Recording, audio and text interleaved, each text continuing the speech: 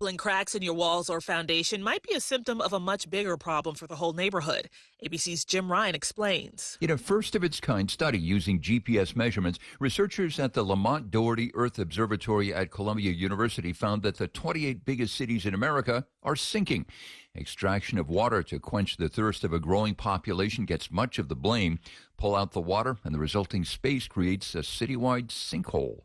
California's governor says it's time for cities to do more for homeless encampments across the state. California is home to almost half of the nation's homeless. Around 187,000 homeless live here in California. Governor Gavin Newsom has been urging cities and ordering state agencies to clear out homeless encampments. And now in a new announcement, he's urging cities to ban homeless encampments, and the state will offer money to help move those bans forward. It's a tougher stance than he's taken previously.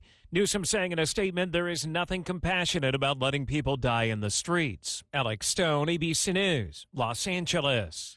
The FDA issued a new voluntary recall for some over-the-counter drops used to treat dry or irritated eyes after manufacturing deviations were found during an audit. The exact health risks for consumers are unknown, but AvCare, the company behind the effective products, say deviations may lead to unacceptable quality and, quote, it is not possible to rule out patient risks resulting from use. Stephanie Officer, ABC News. Progressive presents Employee of the Month. Small Business Edition. Today's recipient from Michaela's Mobile Spa, Michaela. Michaela got a quick business insurance quote from Progressive and chose from over 30 customizable coverages. Sure, it helps she's her only employee and does literally everything. But while others would rest on their laurels, Michaela was hard at work saving big. So take that, hypothetical other employee who doesn't exist. Be your own Michaela. See if you could save in as little as 7 minutes at ProgressiveCommercial.com. Progressive Casualty Insurance Company and Affiliates. Coverage is not available in all states or for all vehicles and coverage selections. News Talk 610 AM and 102.1 FM. KVNU. 5:05 on this windy Monday afternoon. I'm Will Fielroy with your KVNU News headlines. Well, funeral arrangements are being put together for a 22-year-old Providence woman who was killed last week in a two-vehicle crash in Wyoming. Grace Monteith was a wrestling coach at Ridgeline and died in a car crash after the vehicle hydroplaned. Now, according to the Wyoming Highway Patrol, the crash happened last Monday afternoon, about 33 miles east of Rock Springs. Monteith was traveling westbound in a Subaru Crosstrek when it started to hydroplane and then went into oncoming traffic where it was struck on the driver's side by a Freightliner semi-truck. Now, Monteith was reportedly wearing her seatbelt but didn't survive the crash. Two others were also reportedly hurt in the crash with non-life-threatening injuries. Now, family members shared the news of Monteith's passing on a GoFundMe page. They described the Providence woman as being a bright light in the lives of everyone who knew her, full of warmth and generosity. Another friend also noted how Grace was such a loving and caring person, full of energy and always made you smile. Now, the GoFundMe account has been set up to help the family with funeral expenses. Well, Salt Lake County District Attorney Sim Gill has released an investigation into an officer-involved shooting that left a man dead after his family called 911 for help during a mental health crisis. Gill walked through the investigation details last week, more than 2 years after Sandy resident Dylan Murphy, a 33-year-old, was shot and killed by a responding officer who was at the scene alone. Now, Gill noted in the investigation that Murphy purposely had threatened the officer in an attempt to get him to shoot. Now, a toxicology report also found evidence of drug use that was consistent with heroin. Gill declined to file charges and said that Murphy's family understood the situation. And Utah Governor Spencer Cox signing an executive order to launch a new government reform, innovation, and transparency initiative. Now, it's a move that's being compared to the Trump administration's Department of Government Efficiency. Now, Cox's GRIT initiative is aimed at enhancing government efficiency and service delivery across Utah. It's a goal that will be achieved by fostering greater transparency, innovation, and employee-led problem solving, according to the governor's office. Now, the GRIT initiative will require state agencies to submit at least one efficiency improvement project to the governor's Office of Planning and Budget by July 1st. Now, additionally, each division, office, or bureau must also independently launch at least one internal project. Now, agencies will also participate in a statewide efficiency and process improvement collaborative professional learning network that is known as EPIC. Well, we've had quite a bit of wind this afternoon again, as the winds have kept temperatures warm and mostly sunny today, as temperatures have been in the low 80s, and with wind gusts right around 35 miles an hour here in the valley. Of course, Mount Logan has seen even stronger wind gusts of around 65 miles an hour through the afternoon. And as we continue through the rest of the day, that wind advisory remains in effect from the National Weather Service, as we'll see these temperatures start to drop overnight tonight, as we'll get down into the low 40s overnight. Tomorrow, start to see a chance of some showers, some thunderstorms. Temperatures expected to be only around the mid-50s, and that chance of rain expected to continue through the rest of the week, on and off. And it's Bell Sculpt that brings you weather as part of the news here at the top of the hour. They want to help transform your body and boost your confidence with Bell Sculpt. Your first step is getting more information by visiting their website, bell.fm. And I'm Will Feelwright with your KVNU News Headlines. Today's hearing aid technology can improve not only your life, but the lives of the people who care about you. Once again, you'll be able to hear the reason for their laughter and understand conversations. Dr. Paul Danes at Cache Valley Hearing and Audiology will customize a hearing improvement program to meet your unique requirements, whatever they are.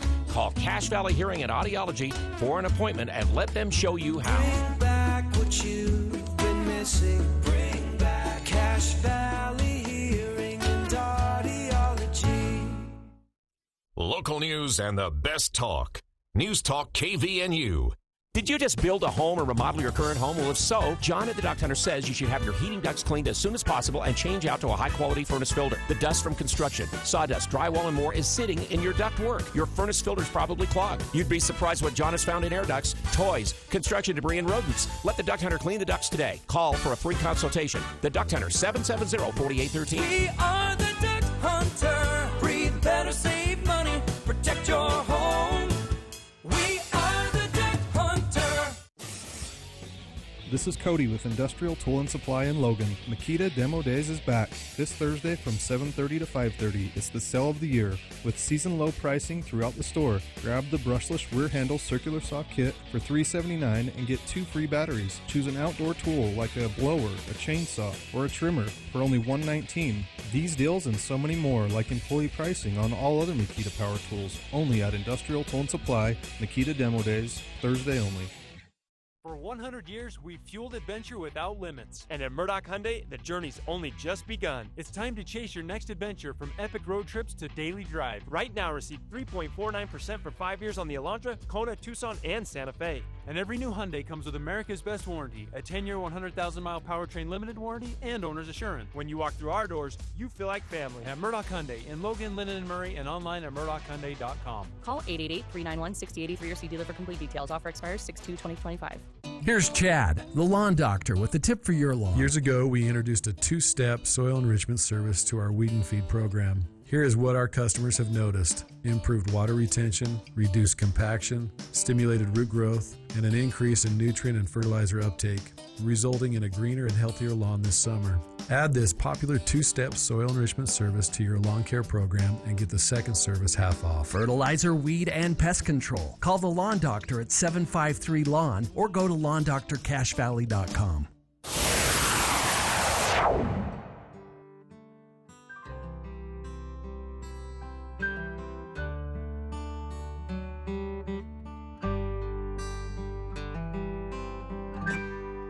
I know you loved him. Welcome back to KVNU's For the People. Hour 2 of today's show. Just checking in here on the ESPN lottery draft show. See what we can find out as far as the Jazz's future, and not just the Jazz too. This is a pretty big deal for a few people involved here. Tanner Ainge, I know, has got to be watching this really closely. So about an hour ago, Andy Larson tweeted, headed back into the lottery room, and we probably won't be out until 5:30. So I don't know what the delay was there for this NBA draft lottery. It's happening in Chicago, by the way, and the winner gets a chance to pick number 1 overall, of course, and we'll see what comes of this. This is for the Jazz, Ainge, and others, there's a lot riding on this, to say the least. So, but there's been some sort of a delay. I'm not sure what. The show on ESPN has begun, but they aren't actually announcing any results yet from that lottery. So maybe there was a ping pong ball malfunction of some kind. I don't know. We'll talk about it. Deseret News has an amazing piece today, and I've been wondering about this because we talked recently here in Cache Valley about Cache Valley with state lawmakers on some of their funding priorities and more. And one of the questions that's come up, I say this all the time, there are two jobs I wouldn't do for the pay they get. Me personally, I would need a lot more than what they are paid on average here in Utah to be a teacher or a police officer. And so there's been some discussion about this on two different fronts.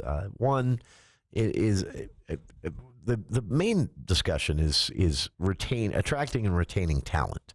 And this can come up when a city's looking for a new police chief, or when candidate filing period comes around for running for sheriff. But it can also come up in just staffing issues or shortages for both sheriff's departments and city police throughout the state. This is also something that has at times plagued the Utah Highway Patrol and more.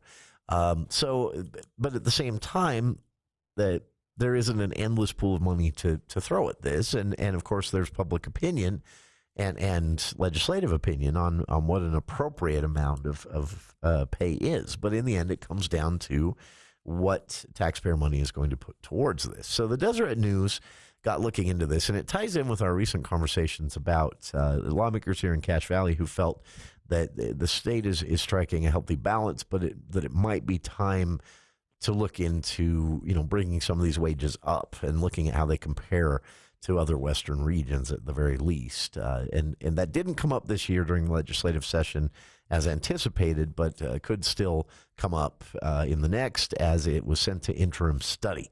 So there are going to be task forces. The legislature loves task forces. There are going to be task forces looking at this here in Utah over the summer, and then they will report, and then you may see some actual appropriations or legislation or something like that in the 2026 session. But Deseret News decided to dig into the demographics of what we're seeing so far on Utah's law enforcement community. Basically, trying to answer the question, who is looking to become a cop in 2025? And the first thing they found is that it's a lot more people than, the journalists were expecting. Emma Pitts, staff writer for the Deseret News, did the digging on this one. And they went out and they asked law enforcement officers about the best part of their jobs. I love that. And the most frequent answer given was helping people when they get an opportunity to help someone in trouble or even just stressed. And Salt Lake City Police Chief Brian Redd is quoted in the story as saying, we're in the people business, and it's a really important opportunity to make a difference. If we treat people well, we treat people with respect and dignity, we're going to garner more support, maybe even sometimes from detractors. So there's a lengthy interview kind of with Redd and other police chiefs from around the state. But they also talk with some officers. Salt Lake City Police Officer Michael Donahue has been with the Salt Lake City PD since 2020. And he talks about during a ride-along, he tells the Deseret News that his anticipations were far worse than reality. He said, in general, people have pretty positive. So he came in, he said, in the headlines, in the political news, all of that, it was sort of the defund the police and crack down a little heavy-handedly on protesters era. And he expected that it was just going to be chaos. And he said that wasn't the case at all. Those sentiments are also echoed by small-town police chiefs here in Utah. Payson City Police Chief Brad Bishop, quoted in the story, as saying, even during the height of all the controversy around police budgets, militarization of police, and all of that stuff, he said, communities where most of our officers are known by the community find support. So that national spotlight on some of these issues, he said, didn't trickle down to the way our independent officers were treated in our communities. The Deseret News also looked into police morale, something that was reported on last year We talked about it here on the show. The International Association of Chiefs of Police does an annual report, and they surveyed almost 2,000 different U.S. agencies in all 50 states and the District of Columbia, and found that 70% of members of law enforcement said, or 70% of these agencies said that recruiting was their most difficult job, and it got worse in 2020. In western states and southern states, recruiting wasn't as big of an issue as other parts of the country, but it's still a pretty big issue, according to local law enforcement. A recent report by the Utah League of Cities and Towns touched on this as well, and they found that pay was a leading factor in public sector employees in general for remaining in their profession. But the League of Cities and Towns acknowledges that was a survey of firefighters, labor union employees, police officers, and teachers. It wasn't separated into each group. But in 2022, they did do a survey more specifically focused on police officers, and respondents agreed, 49% agreed that pay increases, 49% of organizations, law enforcement organizations, I should say, here in Utah, said pay increases made it much more likely that they would be able to recruit and retain talent. And that exceeded 60% in the previous year's survey. So basically, that paints a picture that one of the biggest issues is not morale or working conditions, here in Utah at least, for law enforcement, but that in the end it comes down to pay, to compensation. And now this is worth pointing out, too, and the Deseret News article does a great job of that in a lengthy way, going through how pay changes and increases as someone moves up through various avenues of law enforcement. But in the end, what they came down to as a conclusion, for what there is a conclusion, at least, in an investigative journalist article, it's impossible not to walk away from reading all of this and without concluding that we probably need to pay police more here in Utah. How much more, I don't know. I know sometimes people like very complicated equations and things like that for this. But again, all the available evidence suggests that recruiting issues and retention issues in police departments all around the state, which are evident, are not because of morale. They're not because of workload. They're because of pay. Another way to say that is people are leaving for higher paying jobs in the same field, most likely in another state, and most likely not Idaho, where things are actually even worse. So that's basically the conclusion of the investigation. I would recommend everybody read this, though. There are some great quotes in here, and then also some of the demographic profiles of people who are signing up. So though retention is an issue due to pay, first-timers are coming from all over the place. College graduates, high school graduates.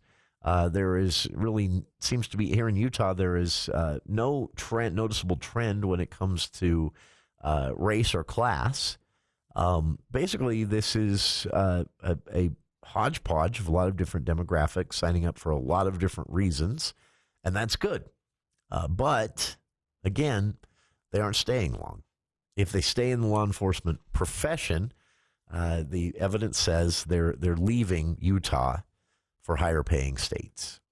So it's a fascinating article, some great quotes from both members of law enforcement, police chiefs, some of the organizations that have done surveying analysis of all this, and then also this really cool story of a mom who happens to be a social worker that is transitioning from social worker to law enforcement with the hopes of one day maybe ending up at the FBI. And it's just, again, a cool profile on some of the unexpected stories you would you find behind those who are entering, even in this mom's case, kind of late in life, in her mid-30s, the profession of law enforcement. So morale, not the issue. Workload, not the issue. Pay, well, pay seems to be the biggest reason that police departments in Utah are having trouble keeping people on longer than 2-3 years. It seems to be the average. So check it out. Great profile on all this by the Deseret News and a lengthy read if you're interested. I've linked to it on our Facebook page. And we'll be back maybe with some Jazz news. We're still keeping an eye on this draft lottery taking place. There's been a delay of some kind, but supposedly they'll actually be making the announcement that was expected at 5 now at 5:30 or a bit before. So we're keeping an eye on it. We'll keep you posted. We'll be back with more of KVN News for the People right after this.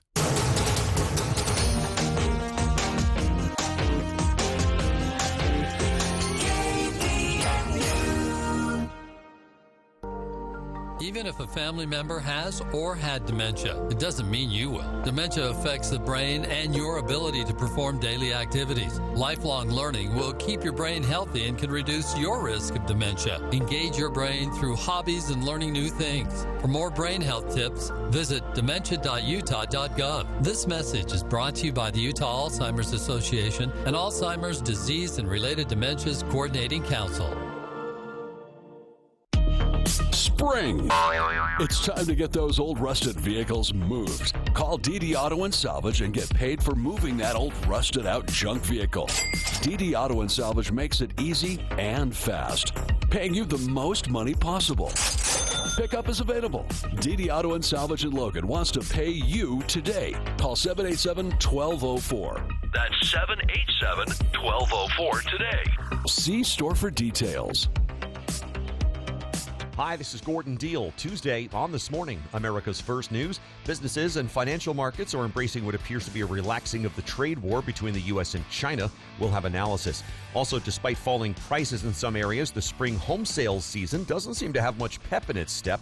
Here are the reasons. And how Disney in the Middle East could be cheaper than Orlando. Tuesday on This Morning, America's First News. From 4 to 6 on News Talk KVNU, 610 AM and 102 FM. Your station for news and talk.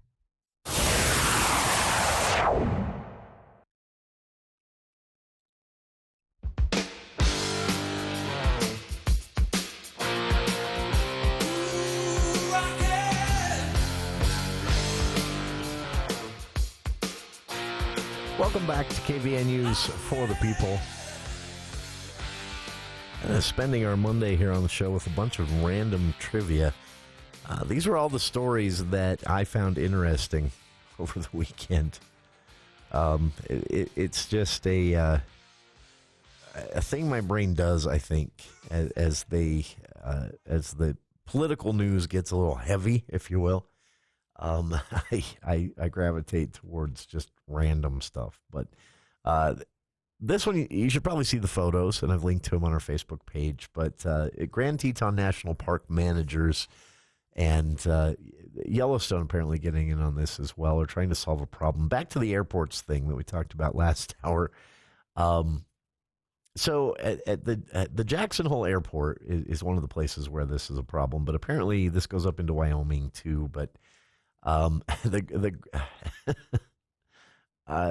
problem they're having is that there is a favorite, beloved, I should say, and protected bird species, the greater sage grouse, that for whatever reason, and no one seems to have a theory on this, as they try to combat their declining population, they're finding hundreds of them a month sometimes smashed on runways at the Jackson Hole Airport, for example. There are other places as well. Now, no one knows why this is happening. I shouldn't laugh. It's just these poor birds, but it's just such a bizarre thing. The theory is that the warm tarmac of the airport's runways is the draw. But the greater sage grouse, a native species to the western United States and Canada, has taken up to doing their little mating dances and courtship dances on the runways. This started with an Instagram post where I first caught wind of this, and this was an Instagram post talking about 32 of these birds being killed in just April of this year by aircraft at the Jackson Hole Airport. And that was 3 times the total number of birds that were killed in all of 2024. And the majority of deaths occurred in the summer months when hens and chicks are most active, and they're getting smashed by birds. And so they come up with this really creative solution that appears to be working, and it was the idea of a student.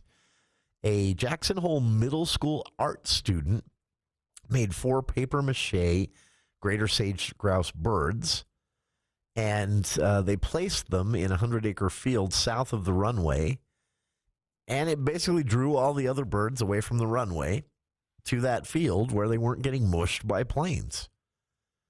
U.S. Fish and Wildlife Services says the greater sage-grouse population has been declining an average of 2 to 3% per year since the late 80s, most of this due to loss of habitat and fragmentation, which means they're being separated by large stretches of development and human activity, construction, basically, and energy development in Wyoming and Montana, big contributors to this. And they said that 96% of the wildlife strikes in the U.S.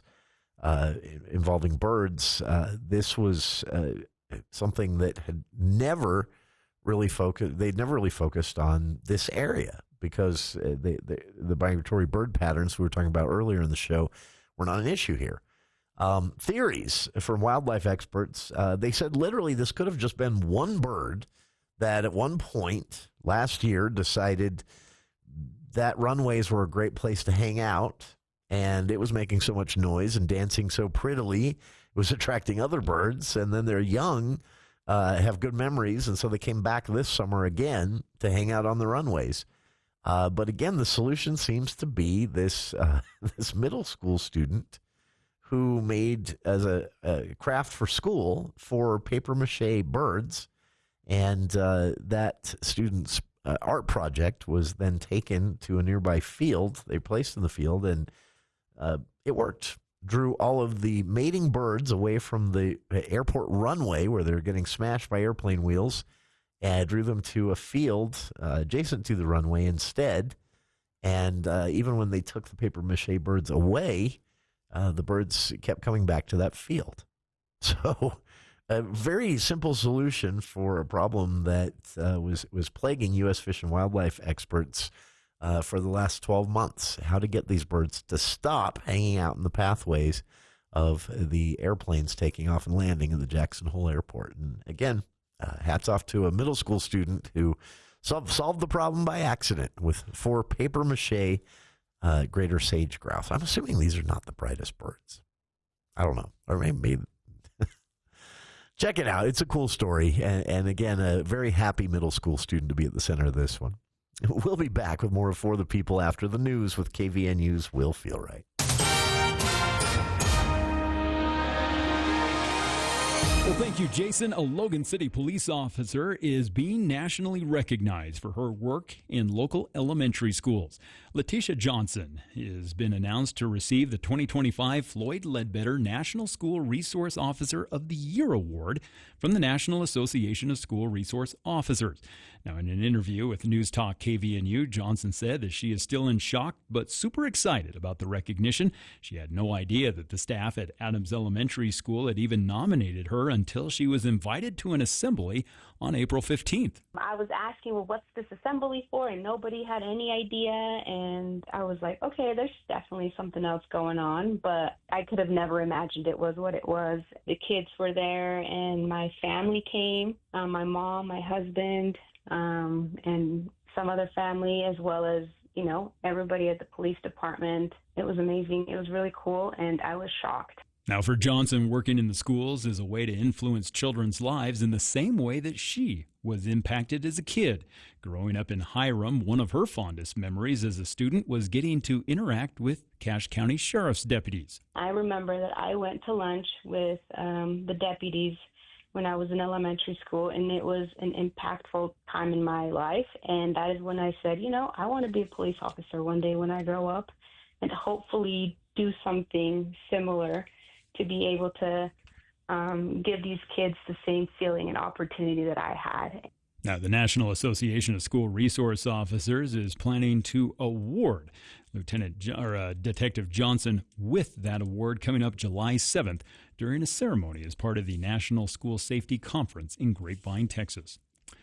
Well, happening over the weekend, a motorcyclist was life-flighted to an area hospital after being critically injured in a crash in Kaysville. Now, police say they were called to the motorcycle accident and found the motorcyclist lying in a grassy area off the shoulder of a road. Officers say that the man had severe injuries. He was flown to the University of Utah Medical Center, where he remains in critical condition. And some pretty exciting sports news, especially if you're a baseball fan. The ballpark at America First Square has been selected to host the finals for MLB's Home Run Derby X. Now, Major League Baseball says that there will be touring 6 cities from July through September before the finals will happen over 2 days in the home of the Salt Lake Bees. Now, Michelle Smith, president of Miller Sports, said that the ballpark at America First Square is a world-class venue, and they can't wait to welcome baseball fans of all ages from across the state to watch the incredible athletes in action. Now, the Home Run Derby is a 3-on-3 co-ed competition that's built around power hitting and athletic catches. Now, each stop on the tour will feature 4 teams, each led by an MLB legend and a female player from softball and women's baseball. Now, the games are like a typical home run derby, except with defensive players. Each game will take about 30 minutes, with each player getting one at-bat that lasts about 2 minutes and 30 seconds. During the at-bats, the opposing team is in the outfield to make catches. Now, teams will earn offensive points for home runs and defensive points for catches, and at the end of the game, the team with the most points will win. Those finals expected to take place in Salt Lake coming up on September 19th and 20th. Well, we've had a wind advisory as wind gusts about 35 miles an hour through this afternoon. It has kept temperatures warm, though, and dry, as we're going to continue to see some wind throughout the rest of the afternoon. Tonight, temperatures are going to drop into the low 40s, and then we'll start to see a change coming in the forecast, as tomorrow, chance of rain, some thunderstorms possible, as temperatures will be around the mid-50s, and we'll continue to see this chance of precipitation through the rest of the week and possibly even into the weekend. And news and weather this hour brought to you by Cardall's Insulation, helping to take care of your home, make it more efficient and a lot quieter. You know, imagine how much better you'll sleep at night, especially on windy nights when you've got better insulation so you don't hear all those noises from outside. It's Cardall's Insulation. Give them a call today.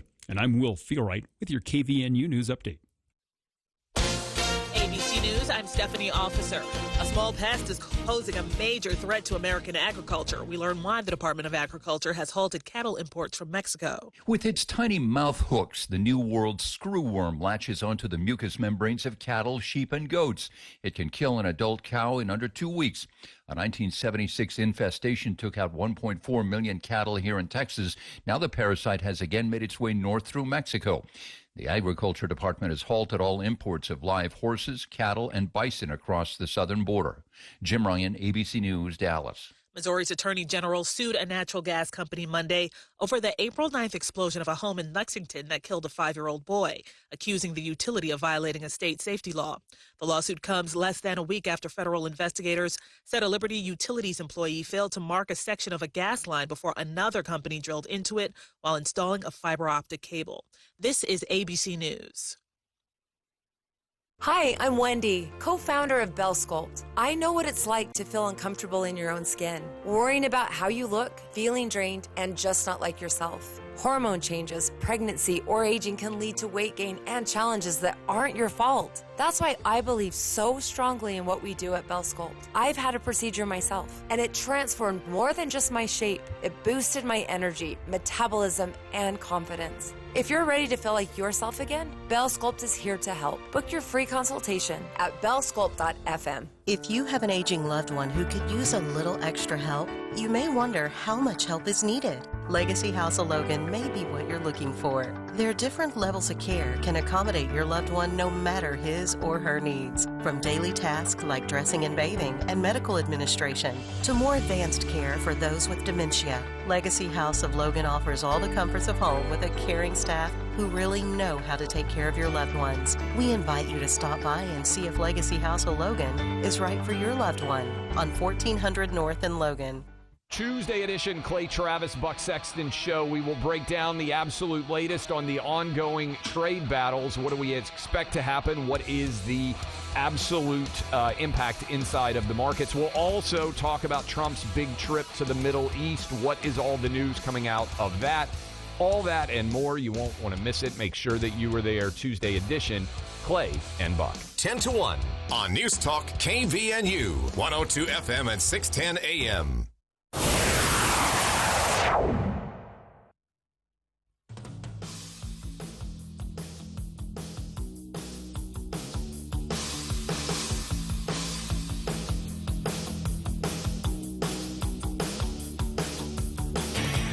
Welcome back to KVNU's For the People. Getting hot out there. Still, 79 degrees here in the latter half of the show. It's not bad. Feels very summer-like, right? There is some concern over water, especially in the southern half of the state, and they're still working to put together a plan down there slowly. And frustration with state leaders at the lack of a plan has led to the pace picking up quite a bit. Here in northern Utah, things look a lot better, though, it is still, all signs of drought are still there. We entered the drought season that started early with plenty of water, or at least enough, not too much, not as much as we've had the last couple of winters, but still roughly around 80-85% of normal snowpack out there, and it's not melting off too quickly yet. There's still a month before you can officially take a breath on that one, or before water managers and water districts can officially take a breath on that one. But it's looking all right here in northern Utah. Southern Utah, not so much. But overall, water long-term is just going to be a challenge for the state, whether it's a good winter or a bad winter, whether we see a lot of monsoon rain or none. Either way, it's going to be something as population grows in this state, in some areas projected to nearly double in the next 30 years. We're going to be dealing with water one way or another. The legislature under fire from the public for not doing as much as the polls show the public would like them to do as far as the Great Salt Lake and more. But outside of the Great Salt Lake, there is also water planning needs for population growth in rural areas here in Cache Valley. And a big part of that is planning for and accounting for agriculture, fingers crossed, still being a big part of our economy and our culture here in Cache Valley and throughout the state. And so how do you do that? Well, the state has put a lot more money towards grant programs and more to help small farmers switch over to more efficient watering systems, which can be very expensive. That's a big help. Finally taking that seriously, the legislature, and putting real money towards it. But there's a lot more that can be done, and there's a lot of misunderstanding out there as well. So we had a chance recently to talk with president of the Utah Farm Bureau, and this is a person who also happens to be a Cache Valley resident and farmer, Valjay Rigby. And we had a chance to talk to Valjay about what the water planning future looks like with respect to agriculture and what some of the most pressing immediate challenges are. And how can we work together? We definitely don't want to, vilify one industry or one crop. Let's look at everything together.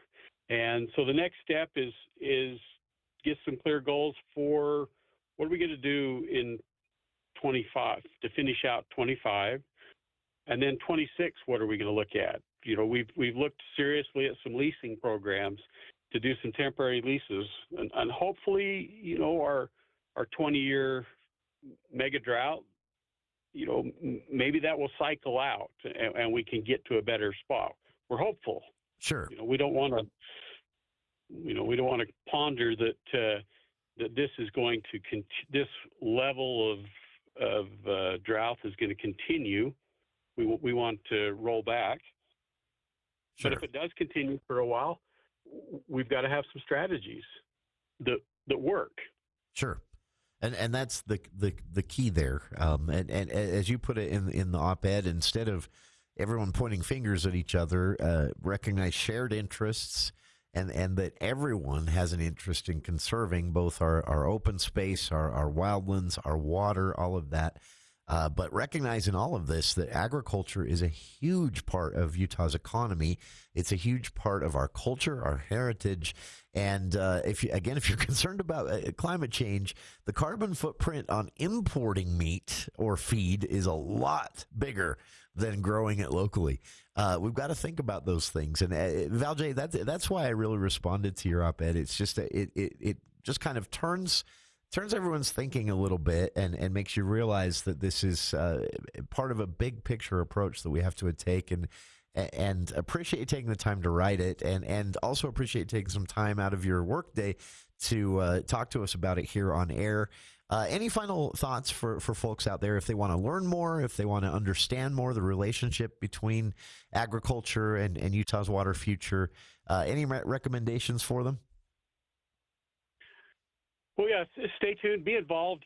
When we have the community meetings, we just had Cache County Farm Bureau met recently and talked about, what's next for Cache County. But if you're there, I think Director Ferry from the DNR has a favorite quote where he says that if you're not at the table, you're on the table. So, it's important that we're there, that we're part of the discussion, that we have some, great, smart people to be there and think about how we're going to accomplish this. Because if we only have one voice, we can get real tunnel vision and miss some important things. And so it takes all of us working together to make this happen. That's right. And I'm glad you brought Mr. Ferry up. Speaking of Joel, you and Joel, I love that Cache Valley is so infused in the Utah Farm Bureau and some of the state DNR discussions. We couldn't have planned an infiltration better. The governor is a former Aggie. It really is important to have these rural perspectives, though, so high up in the decision-making process, and glad that you all are out there doing it. So. Our guest again has been president of the Utah Farm Bureau, Valjay Rigby. He is also a Cache Valley resident, taking some time out of his workday, doing this interview from his tractor there, looking out over Cutler Reservoir. Doesn't get more Cache Valley and local than that. And Valjay, really appreciate your time today, and I hope we get a chance to speak again soon. Okay, great. Thank you. Thanks for the visit. Thank you. Thank you for your time. And thanks to our listeners for their time as well. If you'd like to read the op-ed, I've linked to the Deseret News piece written by Utah Farm Bureau Federation President Valjay Rigby, our guest here, alongside Gene Shawcroft, who is the chair of the Colorado River Authority. Both of them writing about looking at more of a big picture when it comes to agriculture, water conservation, planning for the future, respecting our land and our environment, all of that, how all of this actually goes together.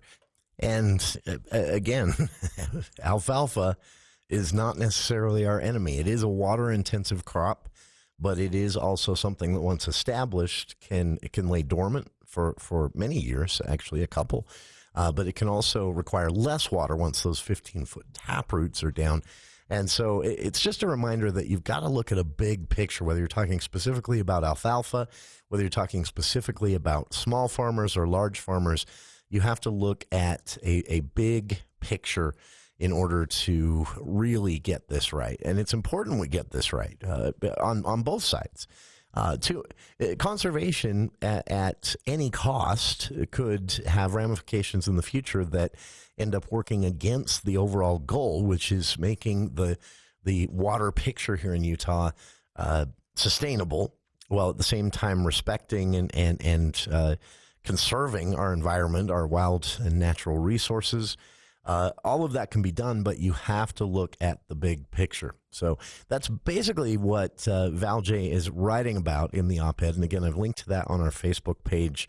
And it's an honor to get to be a part of this discussion. If you'd like to learn more, by the way, about some of the research behind this, specifically alfalfa and certain crops that are grown heavily here in Utah, Utah State University has actually done a lot of this, and it will help you fill out that big picture in order to understand all of this. And again, we need to conserve, but we need to conserve smartly, understanding that long term is the goal here.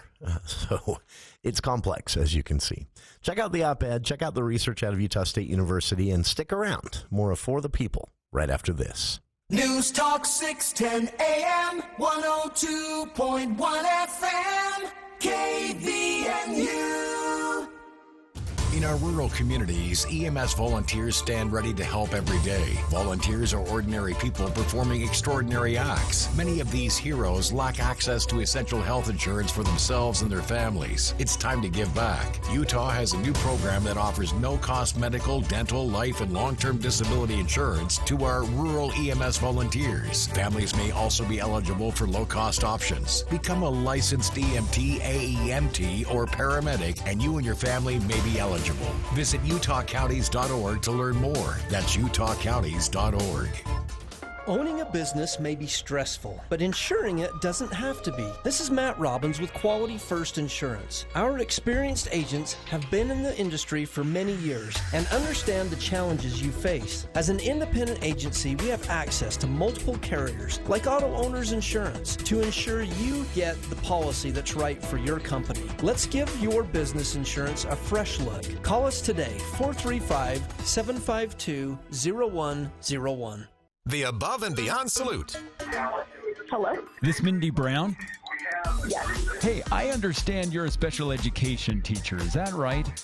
Yes, that is true. Someone reached out to us and told us about the job that you do in the classroom. And I just wanted to reach out to you and ask if you'd like to enjoy free lunch at Firehouse Subs.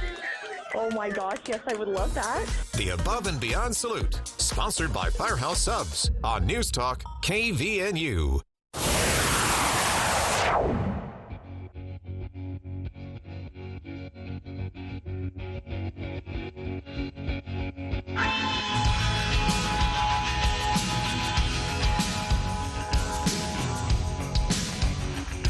Welcome back to KVNU's For the People. One last big story, kind of taking us back to where we started the show today, talking about water. Republicans in the Senate have approved a resolution expanding motorized access around Lake Powell. This was kind of this has been a controversial debate. The Senate today voted to expand motorized access around the Glen Canyon National Recreation Area, basically surrounding Lake Powell. This was a resolution passed to overturn a Biden era policy that closed a handful of roads to certain off-road vehicles. If this resolution is signed by the president, then the resolution would open up some of the more remote regions of the recreational area to dirt bikes, side-by-sides, and other off-road vehicles. This is basically almost 3 decades of fighting back and forth on this, with the rules changing each president. And so what's interesting about this to me, and one of the reasons I follow this story closely, is that the factions that are involved, the groups and the people who have organized to give themselves a voice that are involved here, are not what you'd expect. Well, they are what you'd expect, but they're not falling in place in convenient, ideological or even partisan groups because, for example, one of the groups that is most opposed to expanding some of this area to dirt bikes and side-by-sides are locals who are in agriculture, because they said they've had to spend their own money to clean up damaged canals and waterways because of people on dirt bikes and side-by-sides out in these areas just ripping things up and with no care for the fact that there's others out there who use this to get water from one place to another. There's also a group that is a very conservative private property protection organization that says dirt bikes and side-by-sides out in this very remote and definitely unsupervised area have caused hundreds of thousands of dollars of damage to private property each and every year. And you have those groups who are also kind of teaming up with the more expected groups like SUA, and environmental groups who would like to see this area closed to motorized vehicles and left more wild. Then on the flip side, you have people who are advocating for opening this area back up in the recreation world, of course, because there's a lot of money to be made in renting dirt bikes and side-by-sides there in the Glen Canyon recreational area. But they're also on the side of certain other environmental groups. There's one environmental group that says, closing the Biden administration closing these roads to motorized vehicles is well intended, but I'm paraphrasing where they're coming from here. Well intended, but it doesn't really solve one of the major problems, which is the fact that there's too much development happening. So focusing on recreational motorized vehicle travel misses the point. So again, you have these weird coalitions that have built up of groups that don't normally work well together, and not always predictable which side of this one they'll be on. So as far as what this means, well, it probably means the president will likely sign it, I would guess, although the SUA points out that the president has not taken an official position on this. I'm guessing that President Trump will sign it. So that means the rules will change for 4 years, and then if the Democrats in the White House 4 years from now, then the rules will change back, and I don't know. Sometimes it seems like if everybody could take a deep breath and settle down and come up with a collectively agreed upon management plan, that maybe everyone would be better off. But this area was put together in 1972 and is managed by the National Park Service, and it borders multiple national parks and monuments and private agricultural land in many areas. And, of course, on the eastern side, crosses over right up to the current Bears Ears Monument and Capitol Reef boundaries. Environmental groups have criticized the National Park Service for what they say is too loose on the regulations for motorized vehicle. Other environmental groups, though, have said that focusing on motorized vehicles has allowed development to kind of slip in the back door. On the other side of that, you have private property owners, again, who are arguing against this Republican-led effort because they say the dirt bikes and the side-by-sides are tearing up their land, damaging their fences and their water canals. It's complicated, to say the least. Senator John Curtis weighed in on all this. For what it's worth, he said the resolution, in his opinion, will help ensure public lands are accessible, which is a priority of his. He says Utahns have responsibly accessed Glen Canyon for decades, and the legislation passed today restores the balance between conservation and responsible recreation. They justify this, Curtis said, this statement, because he said they're putting more money towards enforcement and hopefully, if there's someone out there damaging land by being negligent on a dirt bike or a side-by-side, they'll be able to get them. It's pretty tough to do in an area like that, though, but definitely one to keep an eye on. And to wrap things up here today, your bit of odd news, interesting news. Mother's Day, coming off of Mother's Day yesterday, I found this story, and I don't know, it just kept thinking about it, and many people might want to go do this, but it's a story. Associated Press yesterday had a story of how Mother's Day is celebrated by tradition in Palmer, Alaska. And apparently this is also something that has drawn people from all around Alaska and even around from other states in the United States to be a part of this. But it started with a single mom and a single farm.